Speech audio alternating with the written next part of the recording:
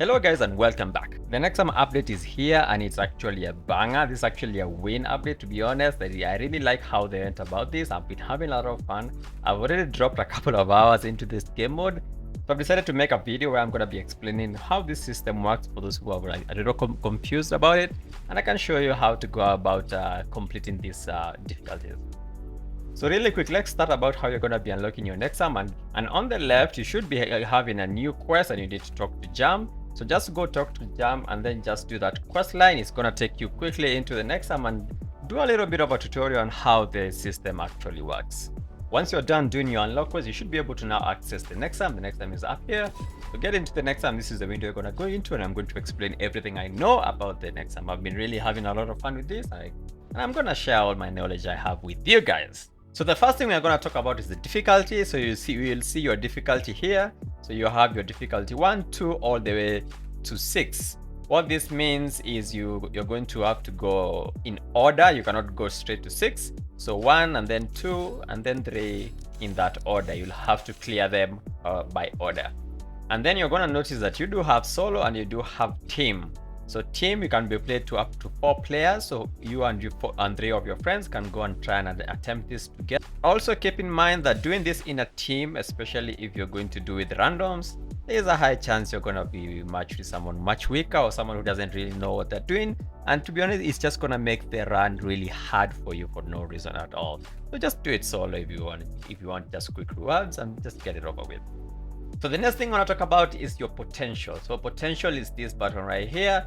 So this is your buffs that is going to be very useful. So when it comes to potential, you're gonna click your potential. You're gonna be in this window right here. Let me reset everything. So yours will be like this 0, 0, and you're gonna have a little bit less than this, not really 1000. So these are your passives that are going to help you clear these dungeons level by level. And I'm going to explain just a really major one here, and that is resolve. The next are like self-explanatory, just extra damage here, some crit rate here, some extra damage here. But the main one here is resolve. So resolve works like nullification for raids. If you are at resolve level 1, you can do difficulty 1. You see a resolve requirement for difficulty 1 met. If you want to do difficulty 2 and you're still at resolve 1, you're going to do absolutely shit damage. You're not really going to be able to clear the dungeon unless you're like completely welled out, right? And then, so if you want to do difficulty 2, you make sure you level this to level 2. If you want to do difficulty 3, you want to level this to level 3, but you're going to need way more than this, right? So that is the idea behind potential. That is the thing about potential. Do not try and attempt difficulty level 1 unless you have added a point there. Otherwise, you're going to notice you are doing very little damage. So keep that in mind. And the same goes for when you start doing your level 2, make sure you have your level 2 resolve set up there. Now, this is kind of time gated because the currency to upgrade this seal is these potential crystals. However, they are kind of limited. It's on a weekly limit. So for this week, it's 1000. This limit will be increasing by the week, as you can see here. So week 1, we can only get 1000, and then week 2 we can go all the way to 2400, like that, all the way to week 12 where we can hit 24,000, and we should be able to do much higher difficulties. So if you find yourself you're stuck at difficulty level 2, floor 16, is 16 or 15, 16, yeah, that's why you're supposed to kind of get stuck. That's the cap that we have. Yes, we have whales who have managed to brute force their way to like the difficulty level 3, but to be honest, if you look at it, it's only like 5 people who have actually managed to do that, and they are like 80,000 CP or something like that. So don't think you are just bad. No, you're actually okay. And the maximum you can do right now with the current cap that we have over the potential crystals is difficulty level 2, floor 16, if I'm not wrong. That's actually where I got to. The next thing you're going to look at is the weekly rewards. So if you look at the bottom here, you should see that I have a couple of chests. That's because I've been running this a lot. So you do get 6 chests that you can open. You do not want to open this until you get the maximum difficulty you can. For example, I've managed to finish difficulty 2. So all my chests, you should see they are difficulty 2 chests. If I only did difficulty 1, I'm gonna get a chest that is difficult. It has an icon like this icon here, difficulty 1, right? The only difference between these two chests is the amount of dust you're gonna get here. So level 1 box, you're gonna get 90 dust, and level 2 box, you're gonna be getting 120 dust. That is the only difference. There's actually no other difference. So the thing is, if you can clear difficulty 2, do not open your difficulty 1 chest that you're gonna be getting here. Wait until you do your difficulty 2 chest, and then come and open them for the maximum amount of dust you can get. This chest will be resetting every Thursday, so it's a weekly kind of content that we need to be doing. The Nexum is also one of the major sources of Endless Journey card pack. So this card pack will have 6 cards inside. So you want to be doing this content to get card back so that you can actually start working on your account, because these card decks are account wide. It's not really per character, it's actually account wide, which is actually a really good thing. I was actually kind of scared. I thought they were going to do it per character, but it's actually account wide. So you want to start doing this so that you can get this account wide upgrade. So you want to make sure you're doing your Nexum content. Now when it comes to card packs, I'm gonna make a whole separate video for that, because that's a whole other kind of a system on its own. But yeah, this is one of the major places where you're gonna be getting your card packs from, your cards from. Okay, I've been hearing me talking about dust. So Nexum dust is the major currency of this content, and there's a shop here where you're going to be getting a lot of rewards using your dust. So you're gonna be getting a lot of card packs here, some hex chest modules, your gacha stuff. There's a new insignia here, not really that good, it's a little but yeah, so just more rewards for us to get here. Now one thing about the dust is you do not want to use any dust that you get. You want to keep all of them. I already messed up a little bit, and I bought some stuff, but you want to keep all your dust and accumulate them all the way to around 12,000 so that you can unlock these card packs here. So make sure every dust you're getting, do not use them. Just let them accumulate to 12,000. Don't worry, 12,000 is actually not that much. I'll show you where to be getting this dust from. Let them accumulate, unlock all of your cards here. They're very cheap, only 100 per card. So yeah, this is where you're gonna be getting a lot of your cards. So keep your dust, stack them up all the way to 12,000, unlock this, and then buy your card packs. Do not mess up like me. I did spend a couple. The next thing you'll see here is this thing called Anomaly. So this is just basically a buff or a debuff. It's gonna be resetting every 12 weeks. So right now it's just a buff that gives you some of the currency to use inside the Nexum dungeon. So yeah, this will be changing every 12 weeks. And also keep in mind, when this changes every 12 weeks, even the fast clear reward will be changing, and also the difficulty levels will be locked again every 2 weeks. So you're gonna have to start unlocking them again. The other thing you can check here is rankings. So rankings will only apply to solo, as I mentioned, not team. I'm actually kind of proud of myself. I've managed to hit top 4, so top 10 basically. I've managed to get difficulty 2, 16 floor. That's where I'm stuck. I can't kill the boss there, and it looks like a lot of us are kind of stuck there. This, I have no idea how this happened, to be honest. I really have no idea how you get to floor to 3 or 15. You must be completely well down to that. But yeah, so rankings are there, the rewards are dust, so it's kind of something you want to like work towards too if you like are competitive like that. I managed to get there. It's a really between thing. You just have to kind of understand how the system works, and kind of what I want to explain to you guys today.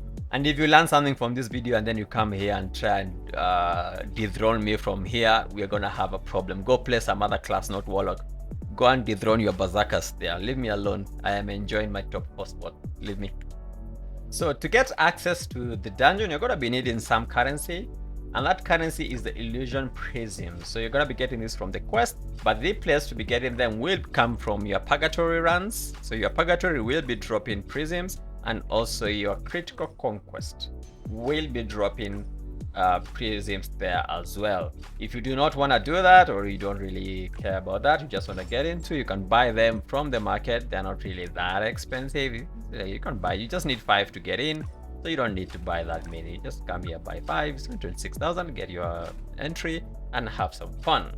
The next thing I'm going to talk about is the battle pass. Whew, there's a lot of things in this content. So there is a new battle pass here, not really a battle pass, but yeah, kind of a battle pass. There's a free one here, and then there's a paid one. However, this one's a little bit different than the other battle passes, because you can buy this with gold, which is a little expensive, 20,000. However, this battle pass lasts for like 3 months, so 20,000 is probably not, 20 million is probably not that much for like 3 months worth of gameplay. But yeah, this is a really good one to spend this on, because you're gonna be getting a lot of goodies, and really nice cards, like the epic cards and stuff, if you can unlock this codex with this.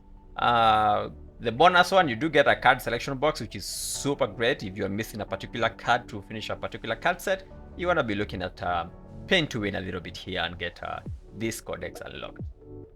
Otherwise, I don't really have any complaints with this. If they gave us an option for free to play, yeah, it's I guess it's okay. I guess it's okay. It's better than nothing.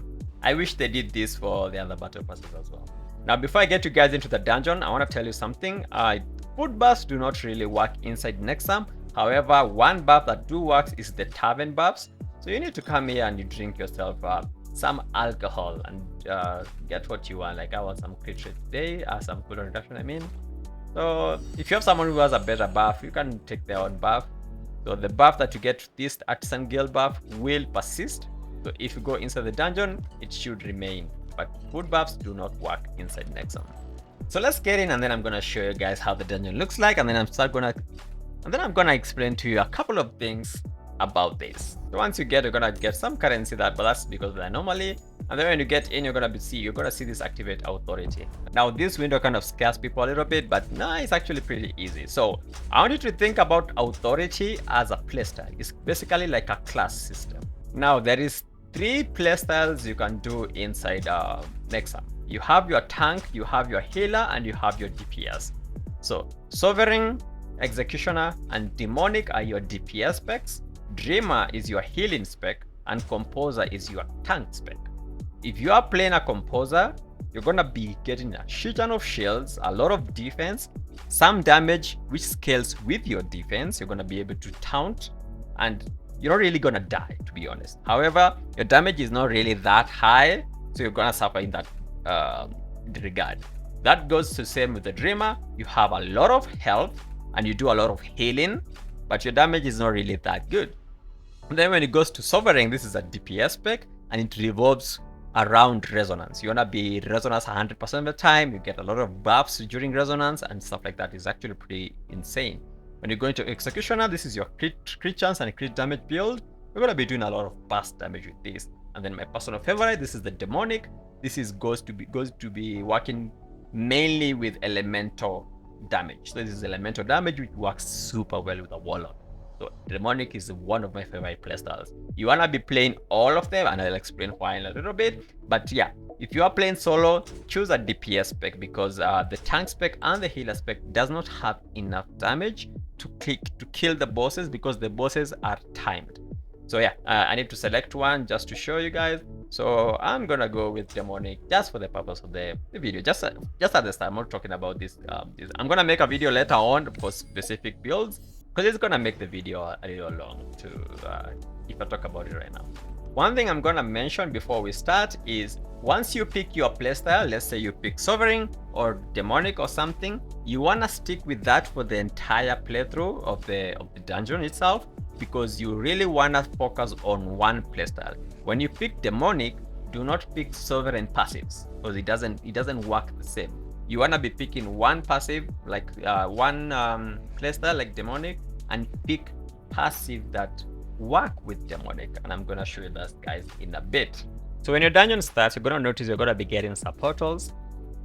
These portals are different, and they do mean different things, or different things you're supposed to do inside them. And to mention them, the first one will be the battle portal. So the battle portal just means you're gonna be fighting waves of mobs, around 3 waves of mobs, just normal mobs, nothing really major. You do have the Airlight portal. So the Airlight portal is almost the same with the battle, just waves of mobs, around 3 of them, but there will be an Airlight mob in the middle, like a big kind of mini boss. And then you do have your boss room. Your boss room is like a big ass boss. It depends on how far you are into the dungeon. They can be really strong. And then you do have your quest portal. So quest portal will be mainly mini games, like things like picking up some stars or tripping up the night boss from Hex Chest will be there. You need to trip him a couple of times to win the kind of mini game. Then you do have your happening portal. So your happening portal is a really funny one, because it's basically you gambling and trying to get away with a good thing. Sometimes it's a negative effect, sometimes it's a positive effect, and it's kind of just a funny thing you just want to like mess around with. And then you do have your merchant room. Your merchant room, that's where you're going to be getting your traders, and your traders will be selling you things like Arcanums and Boons. We're going to be talking about this in a bit. And then the last portal is the unknown portal. The unknown portal is just a random portal. It doesn't really have a name. Once you go in, it can be any of the two of all the portals. I haven't really found one that is a merchant, so I don't know if merchant can spawn into it, or a boss room. Yeah, it's just mainly allied battle or quest. I haven't really gotten a merchant or a boss room yet, but it's probably there. But yeah, the unknown is just one of the random portals. So when you clear these rooms, every time you clear the rooms and you kill the boss or the mobs or something, you're going to be getting access to boons. You're going to be choosing 1 out of 3. And this is where you're going to be making kind of a build. It depends with what you picked at the start. Now, this is why I said when you pick demonic, do not pick demonic at the start and then come and pick a sovereign buff, because it doesn't really work the same. Demonic is a whole different playstyle than sovereign. Sovereign is all about resonance, and then demonic is all about overflow, which overflow is like an elemental damage, just like the elemental weapon in the hex chest stuff, right? So for example, for me, I picked demonic at the start, so I want to go for demonic. I want to max out demonic so that I can do as much damage with that kind of playstyle. And then you have your grace boons. So grace boons, I'm going to talk about this in a whole different video because it's a little bit complicated because there's a lot of things to talk about. But grace boons are like your augments for skills that will make your class even better. So grace are for your class skills. So you want to look for really good skills that your class does really well with, and then you can pick that over the demonic one. So this is a try and error. I've kind of managed to get a really good build for this, but I can't really talk about this now because it's going to make the video really long for no reason.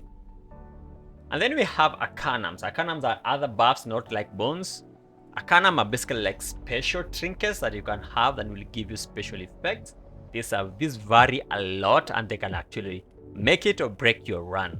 Some are really insane. Some are, there's quite a number of these actually, and they actually change your playstyle quite a lot. Sometimes you can be lucky in a run and get really insane Arcanums, and sometimes you can be a little unlucky. So yeah, so Arcanums and Boons are two things that are gonna determine whether you're gonna be doing super high damage or you're gonna be doing very damage. So people who don't really know what they're doing here will be doing much less damage than people who know what to stack together. So I'll be making a video of Arcanum and Boons together because it's a kind of a complicated stuff. But yeah, keep an eye out for that. But for now, keep in mind that when you're choosing your Arcanums, just read a little bit. There's no timer here. So read, see what really works well for you, and then pick that. For example, in a run like this, I just started really early. I can see that I can get some fragment acquisition efficiency. This is the currency to buy stuff from the traders in here. It's very early in the run, so this can be really good for me to just get more currency. So yeah, I can get this. I can get this or this, but this is something I can work with because I got this really early. It will actually add up. So I'm just gonna select that one. You just read and then you're gonna see. And then boons like this. So grace are they will be enhancing your skills. For example, for a warlock, chaos tide, the damage plus 90%, which is really, really strong. I would like that. If you don't like something here, you can reset for some currency up here. You don't want to do this a lot because this currency is kind of valuable. But yeah, for a small tip for like a warlock, Stygian Illusion is a super good skill. So maxing this out and getting this in every run is super good. The more hits, it's super broken. Warlock does super well with this one. So yeah, it's very class dependent. Each class will have its own kind of buffs, grace buffs, and it changes how the class plays completely. Some classes go crazy. Mystics just jumps all over the place. Berserkers, they will spin for the entire dungeon. They don't even stop spinning. It's kind of crazy. So yeah, just get in. Do your experiments and enjoy yourself. But I'll be making a video about this. I'm gonna be making a lot of videos about Nexum. I really enjoy this game. So with that being said, let's go back to the Nexum, and I'm gonna talk about the archive. So the archive is here. I left it out purposely because I wanted to talk to you guys first about the boons, about the arcanas. And when you open up your archives, you're gonna see 3 tabs here, and that is your authority, boon, and arcanums, which I've already talked about. So authority is something like your demonic, and then sovereign and stuff like that. So every time you're playing this and you're doing stuff with it, it's gonna unlock things here. As you can see, for executioner, if you clear difficulty 3 using an executioner, you're gonna unlock that. And then when you go to Boons, so you have multiple Boons here. If you play Sovereign, you're gonna have Sovereign Boons. So every time you are playing this and you unlock it, it's gonna be unlocking here. And one thing you need to know is every time you're unlocking something, you're gonna be progressing this, and this will be giving you a lot of dust. This will be giving you a lot of dust. So this is why I'm saying you need to play all playstyles just to unlock this, and then you're gonna find your favorite later on. So I need a couple just to fully max this out. And this applies to each of them. So Composer, you need to do everything. I still have a couple. And then Executioner all the way to Grace down here. So yeah, you want to do this for all playstyles to unlock them, because this is where you're going to be getting a lot of dust. This will apply to Arcanum as well. So go to Arcanum. Every Arcanum you get, if you haven't unlocked it here, inside the dungeon, it's going to have a tag written new that will tell you that you have not yet picked it. So you might as well just pick it, even though it's not really good for your run. If you are close to finishing and it's not really a major important run and you're not going for ranking and stuff, just pick it so that you unlock it here, and that is going to progress this. And once this is progressed, you can come here and you can claim your Nexum dust rewards. It's actually a lot of dust. One of the major places you're going to be getting a lot of dust from is the collection rewards. So that's what I want to talk about when it comes to the archives. It's down here, archives. Make sure you play all the builds, and you should be able to get all the rewards there. And I really hope I've actually managed to capture what the system is all about. I will be talking about the cards in a whole different video, because that's a whole different system. And I'm gonna be making way more videos about the Nexum, because I have been having a lot of crazy fun with this game mode. I've been making some weird builds. Warlock is actually insane when it comes to his grace skills are kind of crazy. Grace skills, the grace skills, they change how the class plays completely. You can do crazy resets, and it's just crazy. It's just crazy. I'm gonna be making a lot of videos about this, so you guys keep tuned. So thanks guys for watching. If this has helped you, please give a subscribe down below. Comment down below in the comment section. I actually answer many of the comments, you guys know that. And if you have something that I've kind of missed out, please write it down below. The content is very new. I've just been with it for a couple of hours, but you guys see how dedicated I am. So yeah, I think I deserve a like for that. So I'll see you guys on the next one, and peace.